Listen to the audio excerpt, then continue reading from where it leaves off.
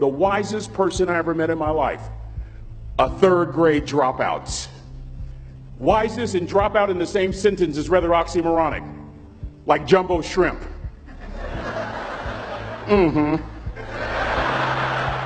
Like fun run, ain't nothing fun about it. Like Microsoft Works, y'all don't hear me. I used to say like country music, but I've lived in Texas so long, I love country music now. I hunt, I fish, I have cowboy boots and cowboy. Y'all, I'm a black neck redneck. Do you hear what I'm saying to you? No longer oxymoronic for me to say country music. And it's not oxymoronic for me to say third grade and dropout. That third grade dropout, the wisest person I ever met in my life, who taught me to combine knowledge and wisdom to make an impact, was my father. A simple cook. Wisest man I ever met in my life. Just a simple cook. Left school in the third grade to help out on the family farm, but just because he left school doesn't mean his education stopped. Mark Twain once said, "I've never allowed my schooling to get in the way of my education." My father taught himself how to read, taught himself how to write, decided in the midst of Jim Crowism, as America was breathing the last gasp of the Civil War, my father decided he was going to stand and be a man. Not a black man, not a brown man, not a white man, but a man. He literally challenged himself to be the best that he could all the days of his life. I have 4 degrees. My brother is a judge. We're not the smartest ones in our family. It's a third grade dropout daddy. A third grade dropout daddy who was quoting Michelangelo, saying to us, "Boys, I won't have a problem if you aim high and miss, but I'm going to have a real issue if you aim low and hit." A country mother quoting Henry Ford, saying, "If you think you can or if you think you can't, you're right." I learned that from a third grade drop. Simple lessons. Lessons like these. Son, you'd rather be an hour early than a minute late. We never knew what time it was at my house because the clocks were always ahead. My mother said for nearly 30 years my father left the house at 3:45 in the morning. One day she asked him, "Why, Daddy?" He said, "Maybe one of my boys will catch me in the act of excellence." I want to share 2 things with you. Aristotle said, "You are what you repeatedly do." Therefore, excellence ought to be a habit, not an act. Don't ever forget that. I know you're tough, but always remember to be kind. Always. Don't ever forget that. Never embarrass mama. Yeah. If mama ain't happy, ain't nobody happy. If daddy ain't happy, don't nobody care. But you know, I'm trying to tell you. Next lesson. Lesson from a cook over there in the galley. Son, make sure your servant's towel is bigger than your ego. Ego is the anesthesia that deadens the pain of stupidity. Y'all might have a relative in mind you want to send that to. Let me say it again. Ego is the anesthesia that deadens the pain of stupidity. Pride is the burden of a foolish person. John Wooden coached basketball at UCLA for a living, but his calling was to impact people. And with all those national championships, guess what he was found doing in the middle of the week? Going into the cupboard, grabbing a broom, and sweeping his own gym floor. You want to make an impact? Find your broom. Every day of your life, you find your broom. You grow your influence that way. That way you're attracting people so that you can impact them. Final lesson. Son, if you're going to do a job, do it right. I've always been told how average I can be. Always been criticized about being average. But I want to tell you something. I stand here before you, before all of these people, not listening to those words, but telling myself every single day to shoot for the stars, to be the best that I can be. Good enough isn't good enough if it can be better, and better isn't good enough if it can be best. Let me close with a very personal story that I think will bring all this into focus. Wisdom will come to you in the unlikeliest of sources, a lot of times through failure. When you hit rock bottom, remember this. While you're struggling, rock bottom can also be a great foundation on which to build and on which to grow. I'm not worried that you'll be successful. I'm worried that you won't fail from time to time. The person that gets up off the canvas and keeps growing, that's the person that will continue to grow their influence.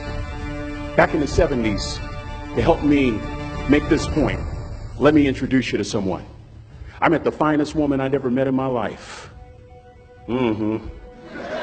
Back in my day, we'd have called her a brick house. This woman was the finest woman I'd ever seen in my life. There's just one little problem. Back then, ladies didn't like big old linemen. The Blind Side hadn't come out yet.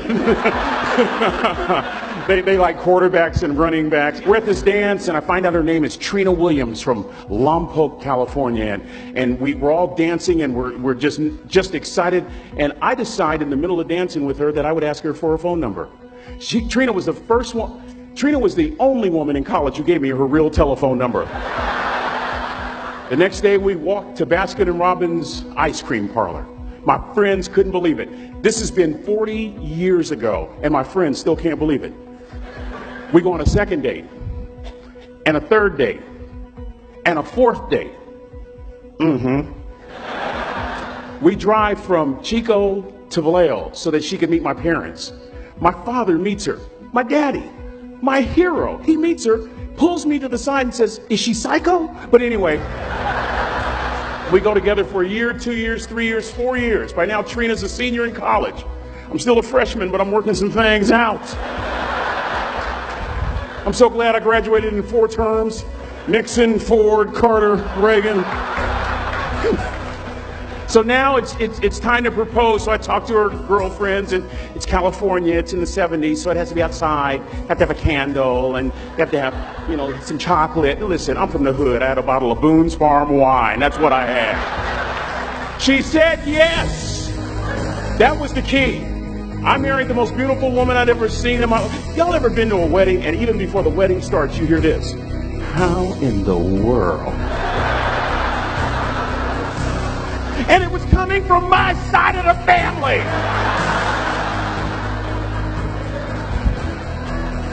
We get married, we have a few children, our lives are great.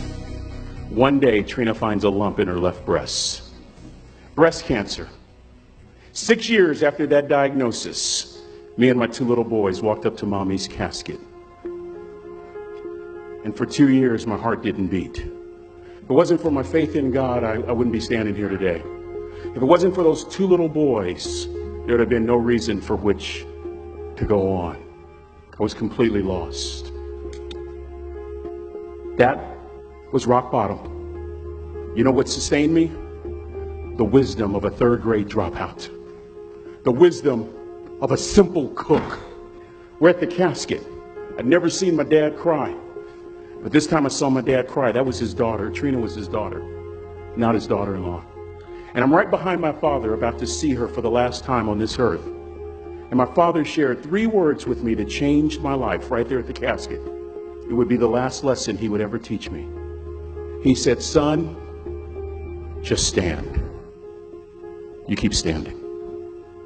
You keep standing. No matter how rough the sea, you keep standing." And I'm not talking about just water. You keep standing. No matter what, you don't give up. And as clearly as I'm talking to you today, these were some of her last words to me. She looked me in the eye and she said, "It doesn't matter to me any longer how long I live. What matters to me most is how I live." I ask y'all one question, a question that I was asked all my life by a 3rd grade dropout. How you living? How you living? Every day ask yourself that question, how you living? Here's what a cook would suggest you to live this way. That you would not judge, that you would show up early, that you'd be kind, that you'd make sure that that servant's towel is huge and used, that if you're going to do something, you do it the right way. That cook would tell you this, that it's never wrong to do the right thing, that how you do anything is how you do everything. And in that way, you will grow your influence to make an impact. In that way, you will honor all those who have gone before you, who have invested in you. Look in those unlikeliest places for wisdom. Enhance your life every day by seeking that wisdom and asking yourself every night, how am I living? May God richly bless y'all. Thank you for having me.